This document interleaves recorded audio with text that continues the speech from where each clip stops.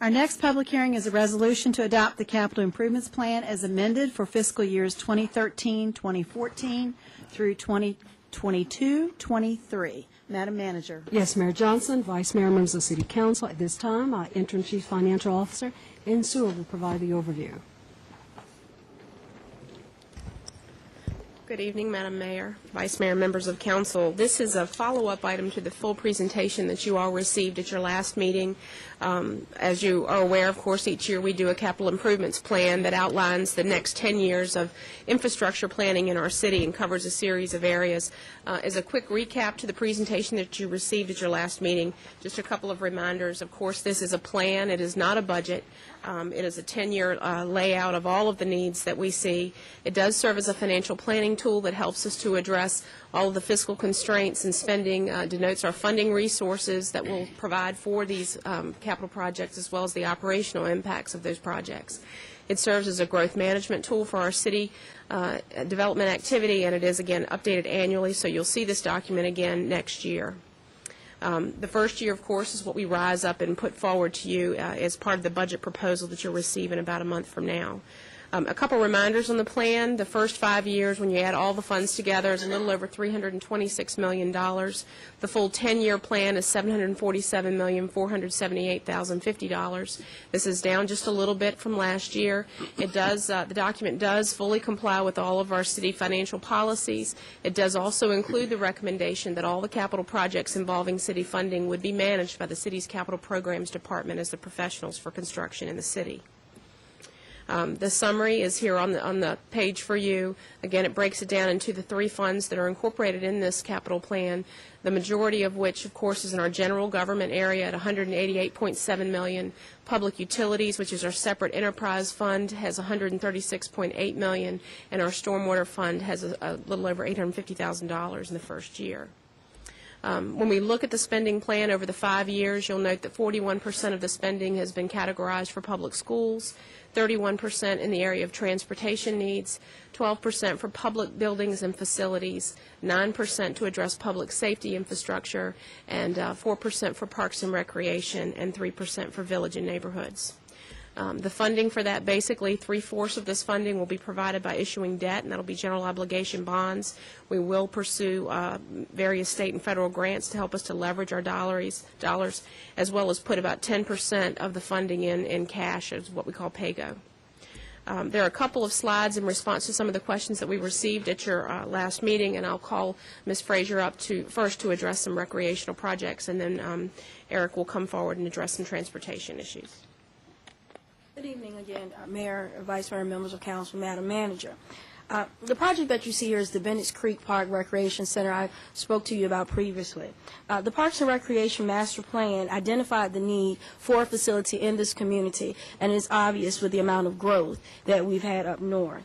The cost to renovate this existing Army facility into a recreation center is substantially less than the renovation of the East Suffolk Recreation Center and the proposed Wellerville Community Center. And it's simply because of this facility going in there, you'll see it is in very good shape. It has not been sitting as those other two previous facilities that I mentioned have.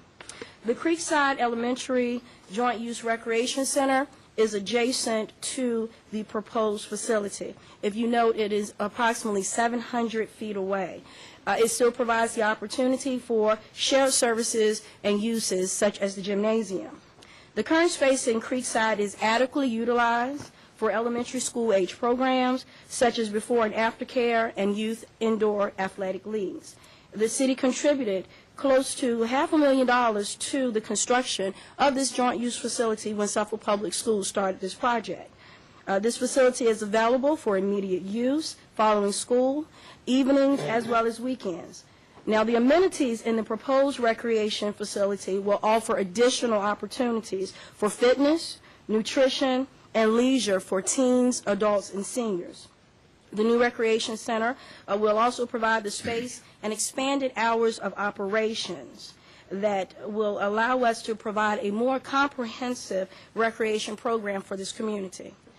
The Bennett's Creek Recreation Center that is proposed, along with the North Suffolk Library, Bennett's Creek Park, and Creekside, all combined, will provide a hub that will enhance the quality of life for all of our citizens, for the entire community, not just one group. As your Parks and Recreation Director, I cannot recommend to you that you build a gymnasium on the new recreation property.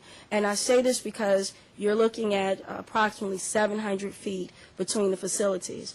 With my experience in working with the department since 1994 and with the opening of the East Suffolk Recreation Center, which is freestanding, and looking at statistics, during the daytime hours, the gymnasiums are not used as much because individuals are at work. They're mostly used during those afternoon, evenings, and weekend times, which you do have available to you at the Creekside Elementary School. Now, what I do propose is that we move forward with allocating space at the new recreation center for multi-use athletic fields. I'm pretty sure that you all have received information from your constituents. I get the phone calls. I spend a lot of time managing individuals utilizing outdoor facility space. This would allow us to at least start closing that gap for outside athletics. We do need more lighted fields, and that's something, this is just one concept. It is a working concept where we do feel that we can add additional softball and baseball fields as well as the multi-use facilities out here at the new recreation center. In conclusion, I just want to share with you that we do recognize the importance of healthy and active living, but we want to make sure that we are utilizing the taxpayer dollars that you guys are allotting to our department in the best use. And in this case, I definitely would say it would be for expansion of athletic fields, not building an additional facility for gym. And I also have to say that you would have 2 gyms there, where in some communities, you don't even have one. We do know that we're behind, but we've come a long way in the last 5 years. So we're trying to address those things as they arise and continue to partner and build additional facilities. In this case, I do think that these 2 facilities do complement each other. With that being said, I will turn this presentation over to Eric so that he can provide an update on some of the projects that you had some questions regarding our last presentation. Good evening. On the first slide, you may recall this is your Harborview Boulevard and your Town Point Road intersection. The proposal is to install a traffic signal and pedestrian signal with crosswalk at this location. Generally, those signals are in the $250,000 range. We're recommending a total project cost of $400,000 so that we can interconnect the other traffic signals on Harborview Boulevard so that they all work together in one system. We'd also connect the one up on Route 17.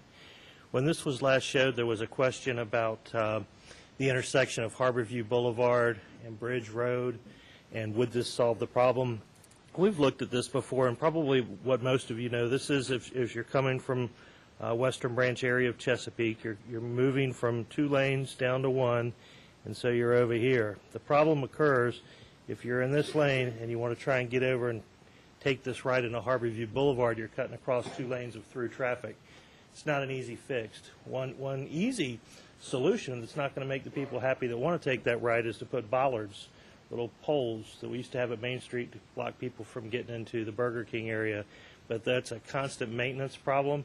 And if you put up the bollards, nobody's going to be able to take the right. They're going to have to go down and at some point do a U-turn and then come back and take a right from this direction onto Harborview Boulevard. The preferred fix would be a flyover, and this is similar to what we've talked about with the landfill, and you build a grade separation at that point. We know from working with the landfill on a grade separation similar to that, you're looking at about $20 million for that fix. What we would recommend is at some time in the future to step back. There may be some opportunities from grants and study grants and look at the bigger picture from College Drive and how that interconnects with Harborview Boulevard and some of the other roadway networks. Again, with this being a $20 million plus fix, that was not something that we were recommending at this point. The next project is the Nansemond Parkway, Wilroy Road right turn lane improvement project. And again, that was simply adding a 200-foot taper and a 200-foot transition or stacking lane, so that when vehicles were parked on Ansman Parkway trying to go across the tracks when the trains were coming, the other vehicles could get around them. This project, because of the requirement to offset a large diameter HRSD force main, is estimated at $1.8 million. Council talked last time about other options. The full intersection fix, I think this would be a wonderful project if funding were available. You would basically just connect Wilroy onto Nansman, and if the light was green, you'd just be able to navigate those turns at 45 miles an hour. You would have Nansman Parkway still be an at-grade crossing, but it would tie in here to this, we'd have to deal with the road name issue, but you'd basically have a T intersection. So as you see this little insert I put over here, this full-blown intersection would give you the ability to take the right turn from Wilroy onto Nansman. You could take a left turn from Nansman onto Wilroy, a right turn, you'd have the through lane, and then you'd also have a left turn lane. So I think that would give you your full intersection improvements. Your challenges are you still have the HRSD force main to deal with. You've got wetland area to bridge right here. You're going to have the force main conflict again in this area, and you've got some property acquisition areas in here to deal with. Our estimate on that particular project cost, it would, we believe, be a nice fix, but it's $21 million. The project that was shown before, that is revenue sharing money with VDOT, so we're going to have to go through the VDOT process. That has a few more steps. We estimate that we can be under construction in about 14 to 18 months and have it done in about 2 years, maybe worst case a little bit more than 2 years. A little bit of property acquisition right in here, but nothing compared with this particular one. So the challenge on doing the full intersection improvements would be funding the $21 million for the project, and then the wetland issues, and then additional property acquisition. And again, keeping in mind right in this area, right, let me change the color, right in here is where HRSD is going to be building a new pressure reducing station. And so you really, once you decide to shift the road, you got to shift to the other side of that future HRSD pressure reducing station. And we have been working closely with them on that station. So on this project here, their station, in fact, that's the outline of their station right there. So with that, as I drew all over your slides, also last project there was discussion about Nansman Parkway and Bennett's Pasture Road and a traffic signal at this location. To date, we've not done a traffic study at this location, but what we did do is when we applied for congestion mitigation air quality grants, we looked at all the intersections in the city. We applied through the Hampton Roads Transportation Planning Organization, and we were successful in getting two of our, what we thought was, the study came out to say the worst intersections funded, and that was Lee Farm Lane and Bridge Road, and Bennett's Pasture Road and Bridge Road. And both of those were funded through the HRTPO. I believe the cost was, now I'm going to be guessing, about $500,000 each. The design on each one of those is underway, so I would recommend that if this is an item of concern, that we look at future opportunities to go after funding through the TPO to look at a signal, not only at this location, but there are other roadways in our city that probably could use turn lane improvements and traffic signal installations. And with that, I'll turn it back over to Ann. Okay. All right. Well, we're here tonight to hold our public hearing, to take in any public comments on the proposed plan. After that, certainly you can direct staff on any recommended edits. We have included an ordinance in your agenda for adoption that would adopt the CIP. Should you choose to make any additional edits, we would ask that you postpone that adoption until the next meeting so we can incorporate those changes. Again, year one is what would be lifted and proposed for funding in your operating budget recommendations. Thank you. Once again, this is a public hearing, and each person is asked to give their name and address and will be given 3 minutes to speak. This public hearing is now open. Would the first speaker please come forward?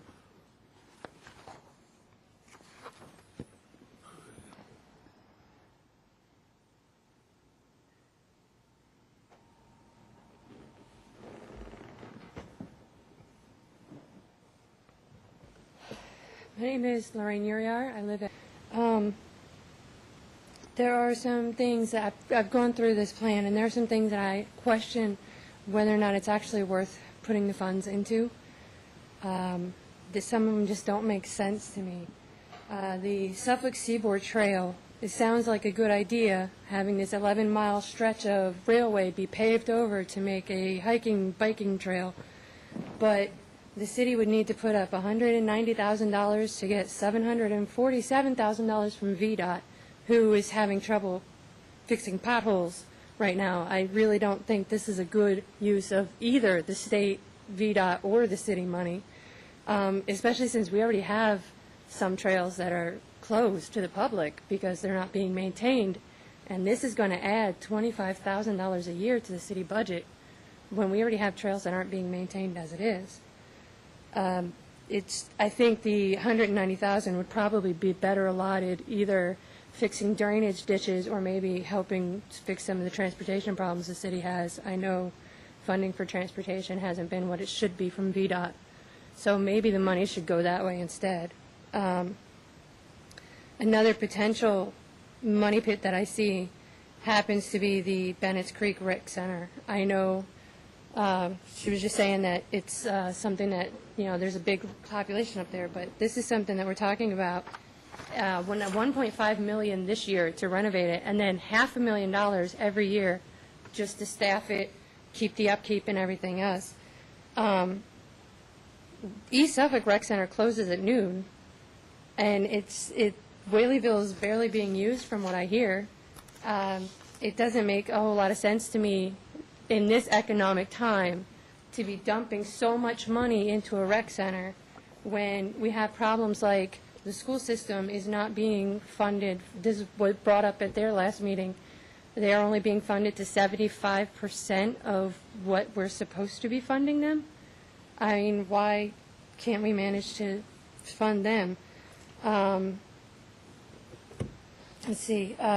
Even Portsmouth is funding their school system at 176% of what they're supposed to be funding, what their requirement funding is, and we're not even getting that close. Why not reduce the capital improvement plan spending, either reduce it across the board by percentage so we can then use some of that funding to fund things like the transportation, which I know is part of this, but or the school system, or even just cut some of these projects like maybe this trail or this rec center, push them off for a while maybe, or cut them altogether, and let's put the money elsewhere where we need to use it right now. Thank you. Next speaker. Do we have any other speakers? Not, this public hearing is closed. Council?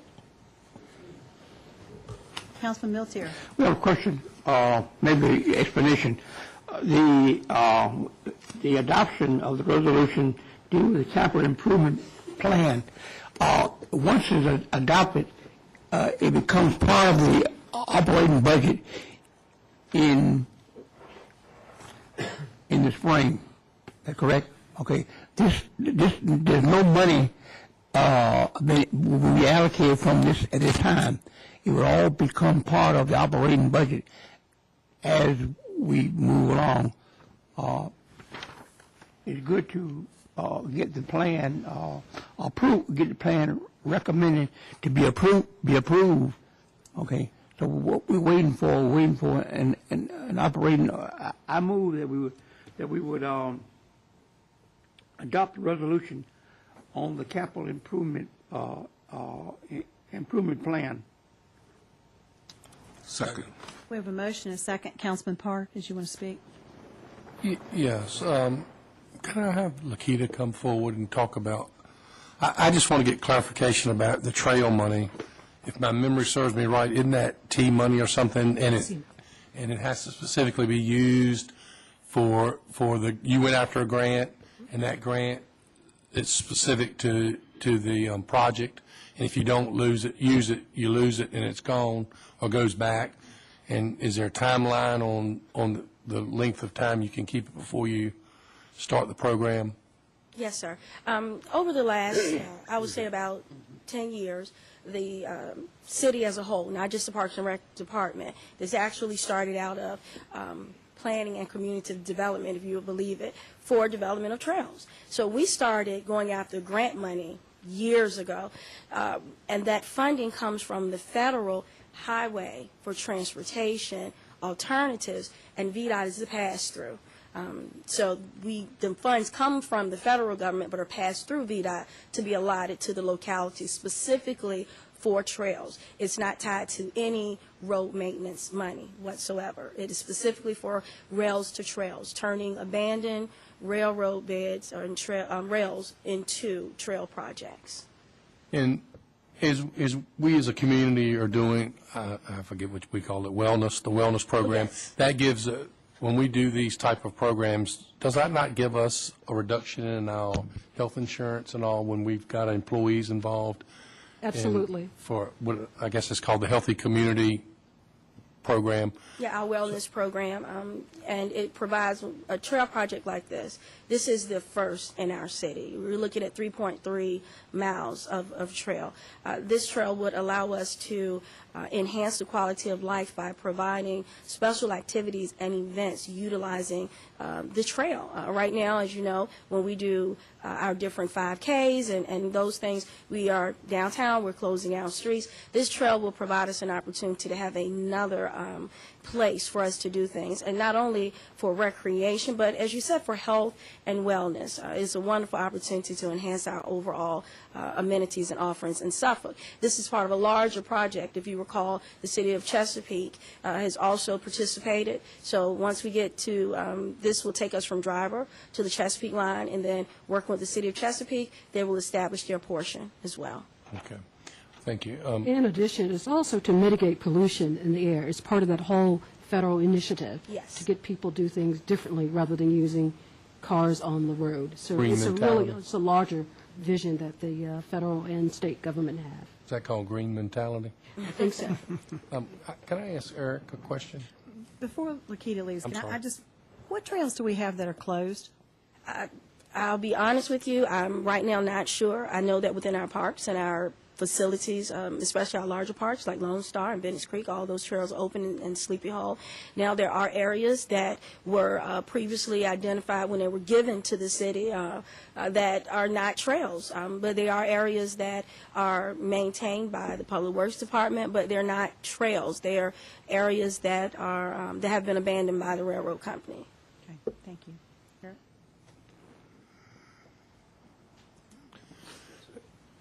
Can we go back to the Nanceman Parkway and Wilroy Road? Sure. The drawings. Yeah. Yes, sir. I guess when I was talking about it, I was talking about somewhat of a less severe. I wasn't talking about doing a flyover and all of those things. You were thinking of the red arrow there. Well, staging on that side, but I was actually talking about when you were coming down Wilroy, that you made that where there was a turn, a left, where you could left turn, you could stack on the right, and you'd still take some of that house, that first house in the yard there, but you would create a triangle effect, Were you going to shift everything this way? a little bit. Yeah. The problem comes up is when you've got to shift I guess the control arm right there for the railroad crossing is located there, and to get the sight distances, you're really pushing. Show me again, I missed where you were drawing. It's, this is the crossing is right here. You've probably seen there's guardrail that continues to get hit. Yeah, I wasn't talking about going on that side at all, leaving that lane just like it was, and that they would just be stacking there if they were going to go right. So you would just build like an extra lane over in this area? I didn't see where you moved your wiggly Over thing. where it's in blue, right here? No. No? Over to where you did the red with the arrows. Oh, You you would shift go- the whole road over. Well, just a And then- lane. and then but have a- That's all right. I don't want to spend, I'm not going to spend millions of dollars on it. I'm good with what you're going, as long as that's going to mitigate it. But I think you're still going to have, still going to have a stacking problem coming from downtown Suffolk, because you can't control the guy that's 5 cars back. He wants to turn left on the Nanceman Parkway. He's going to get in that other lane, and he's going to smack into somebody too. I mean, you're only mitigating one. You're exactly right. So, I mean, that was my, but I don't want to fly over, because if I was going to do a flyover, I would do it on Nanceman Parkway further up there where they're getting hemmed in at whatever that is, 84 Lumber. or downtown on Main Street. Councilman Fawcett. Yeah, Eric, I just had a question on the photo up here. I like the concept with the right turn, Okay. but the one question, when you come up to the light up Wilroy to Nasmith Parkway, you do have some people that undoubtedly want to turn right, so that kills it for the left turn. It will. Is there enough room, since we're going to take that right turn, to expand that lane just a bit to take in somebody that could be pushed to the right a little bit? Can we open the lane up a little bit without encroaching on millions of dollars to get that where it would not impede the left-hand turn traffic? I can tell you I'm real comfortable with what I've shown you in yellow, and that's going to work, and I hope to bring it in under budget. Again, I'm trying to deal with a lot of things like the HRSD force main that I can't see. I know it's underground, I got to move it, but I'm not sure of the cost involved in trying to shift. Yeah. Because it would be property acquisitions, and I would be concerned. I'd defer to the manager on that one. I would defer to the Public Works Director with his recommendation. He's an expert. Well, do you get what I'm trying to say? I what you're understand, saying. but I'm just looking for a little bit of the room I think on that that right lane to keep the people from allowing themselves to block it up where they can't make that left turn. Yeah. I think that the issue is that we've made a recommendation based upon what we think we can afford. Certainly, we can do anything that the council would desire. It's just the amount of money you're willing to spend. Eric will still have to do the engineering, so that's not a matter of him Right. making a decision tonight on what it would take or what it would cost. As he said, he would certainly have to do the engineering. We can certainly come back to City Council again, but based upon the questions we got at the previous meeting, we at least try to answer I mean, those for you. I mean, it does open it up. It does help, and of course, I don't like the Yeah. time frame. The time frame is way too long, but I know the good thing is it's half state money and half city money, so we did use the revenue sharing, but their process. I know you got increment times you Yes. got to deal with. Yeah, but we do understand that it's just a matter of, do we do something to relieve some of the concerns we've had, or we do nothing and wait 5 years before Well, anything happens? it would definitely be a big improvement. Yeah, and we know the sort of, the conflict that you've certainly indicated. It's just a matter of cost, number one, and then time to show some release to the public. And what we've heard is that if there is an opportunity for us to go after grant money from the state, and we think we have a good chance, we're willing to do that to reduce the debt service on the public. Absolutely. I had a question for the Parks and Rec. And thank you for your information, by the way. Just one question, and I may be putting you on the spot here, and I don't mean to, but on the trail that we were just talking about, we know you got that money through a grant program, but on the other side of that, do you have an idea of what is it going to cost us to maintain that in the budget from year to year, to keep it open and running and maintain it and do it all the fixings and trimmings and everything we got to do? I know you got money to establish it, but where are we going to get the money as far as cost goes? Where is that going to fit into the scheme of things, and how much? What I will say is that I do appreciate the time that I've been here. There were times that we did just, we'll introduce a project, have no idea how much it will cost. But with this management, that's a part of your capital presentation. You have to say how much it's going to cost to maintain. So what we're looking at is $25,000, probably even less. But that right there would include the actual we will need an additional part-time staff person to assist us in the maintenance of that trail. We're looking also at the possibility that we may need some assistance from one of our lawn care services for a contract.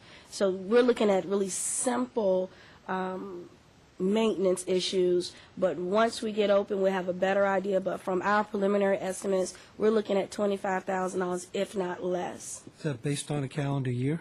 Yes. You're maintaining, in other words, Yes. you're going to need someone to maintain it for 12 months out of a year. Yes, we have a wonderful staff, I will say that.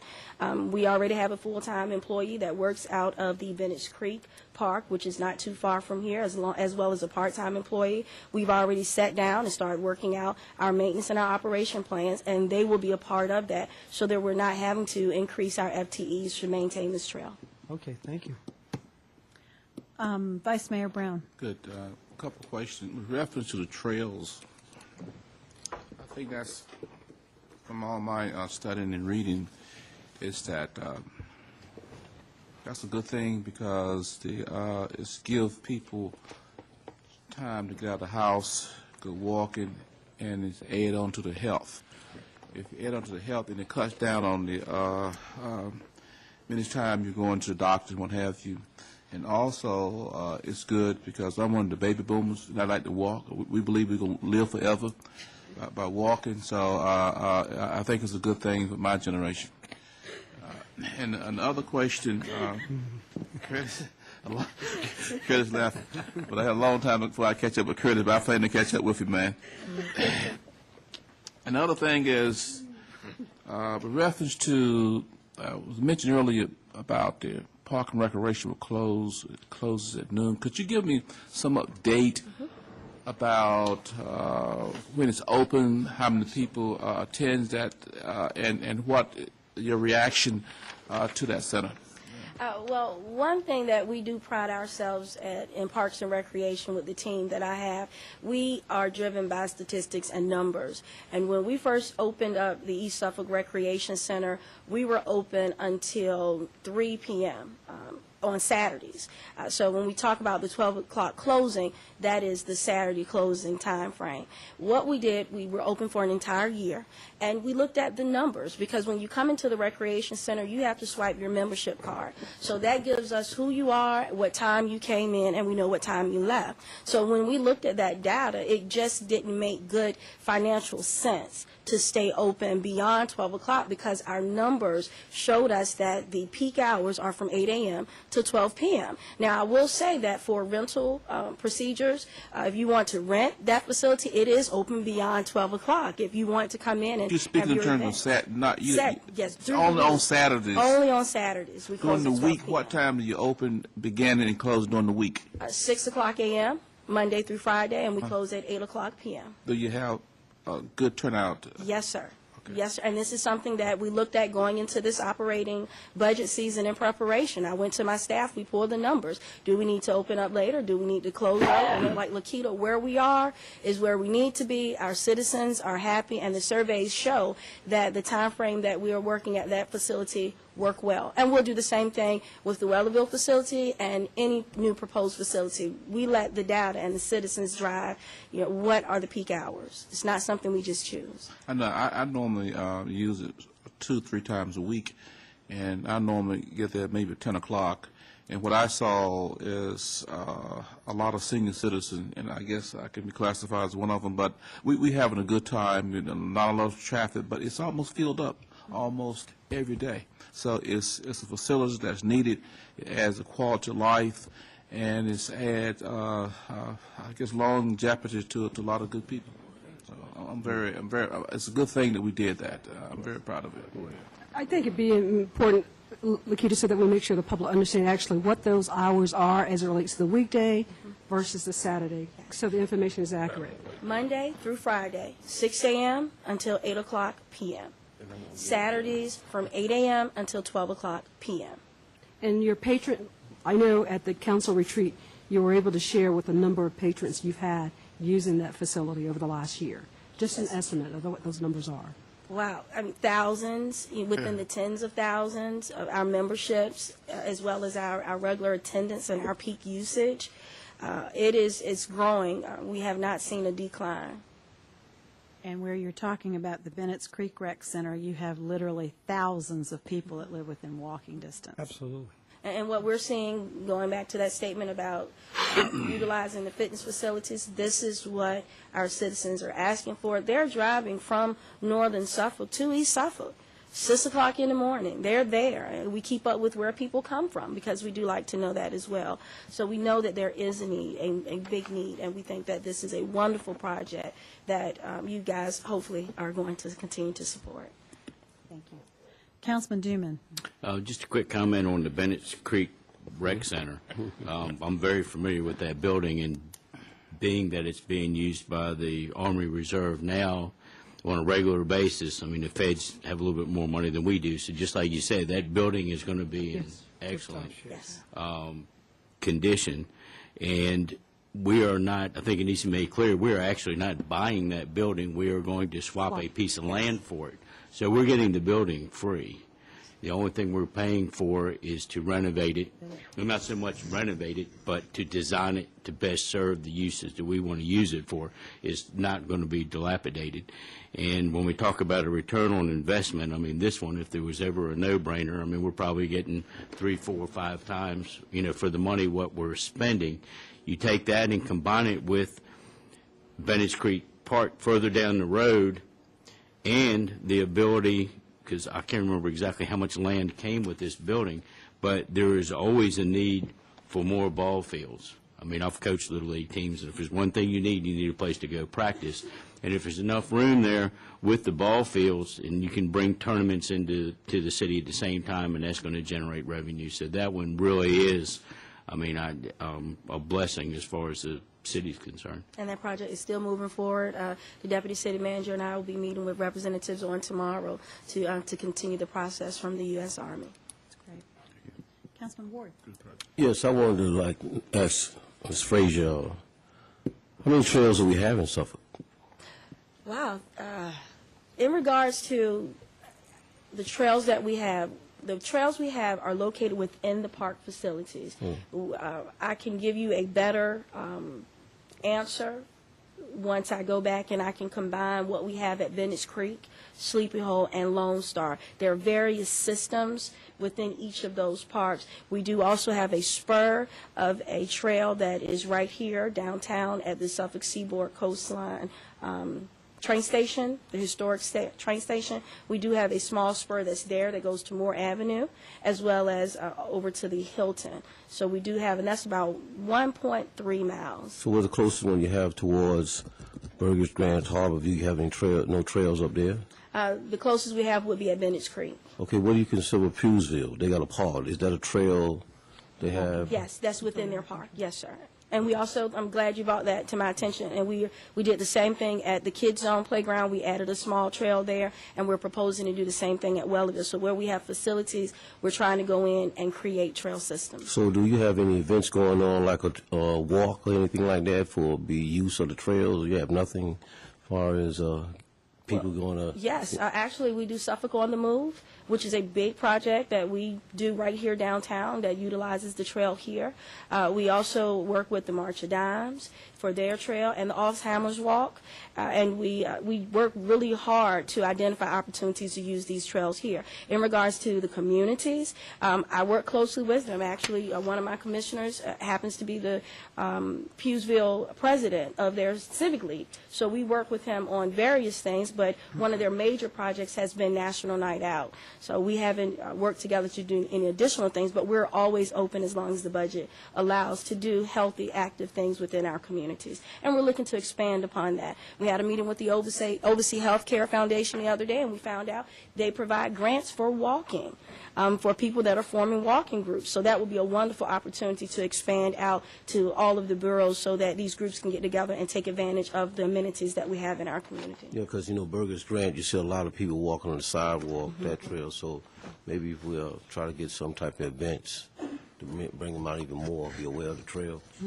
Jackie, you might talk a little bit about the Suffolk Partnership for Healthy Living, too, because that was brought out the other day about, again, they're trying to do things to get our people healthier, to get them walking, Yes. get them moving. Yes. And we're really excited. We're looking forward to continuous work with them. They've already provided us a grant at the, and we're talking about the Oversee Healthcare Foundation and the Suffolk Partnership has already provided us a grant at the East Suffolk Recreation Center called Get Up and Get Out, which focuses on nutrition education and physical activity for families that live in low-income communities. But we've also expanded to anyone that wants to participate. And we're looking forward to continuous working with them in identifying ways and funding opportunities to expand healthy and active living. It's time to get up and get out, definitely. Thank you. Councilman Fawcett? Yeah, I just wanted to say one other thing, and I agree with Councilman Duman. It's a great opportunity for us to latch onto that facility, and I've been fielding a lot of calls from that area over there, Steeplechase and all back and through that area, and people are truly excited. Now, I want to compliment you on the ball field. I think that would just be a great plus. We can trade that off for the gym. I'll kind of buy into that. Because I have folks that have called me that go all the way to 6th Street Community Center to do their workouts, and they're more seniors. that are really looking forward to something coming closer to cut that travel down and to expand the opportunities in that area. So I want to thank you for that, and I appreciate it. But they're excited, so I'm excited. We hope to see it come there. Call for the question. Councilman Ward has his light on. Yes, since you're talking about ballparks, I recently learned that there's a ballpark behind the registrar of voting. It's a ballpark behind it. Yes. What happened to that? I mean, I don't see it. We don't use that. We don't keep it up. What's going on with that? We use it for a variety of activities. However, in preparation for the new city hall that's coming up, Okay. we are going to be utilizing that for staging some of the vehicles. I'm pretty sure that you already know that, we can't all be able to park out here while we're building a new building, but we did utilize the facility, but we do have another facility right down the street that is in very good condition, which is the Peanut Park facility. So those activities are going to be able to be moved to the Peanut Park facility right here downtown. But I still think that's a good position. That's a good place behind there, and it's already there. So all we got to do is, put a little more improvement in it. Thank you. All right, Mr. Gardy has called for the question. We have a motion to approve. Please prepare to vote. Please vote. Madam Clerk. Motion is approved by a vote of 8-0. Thank you.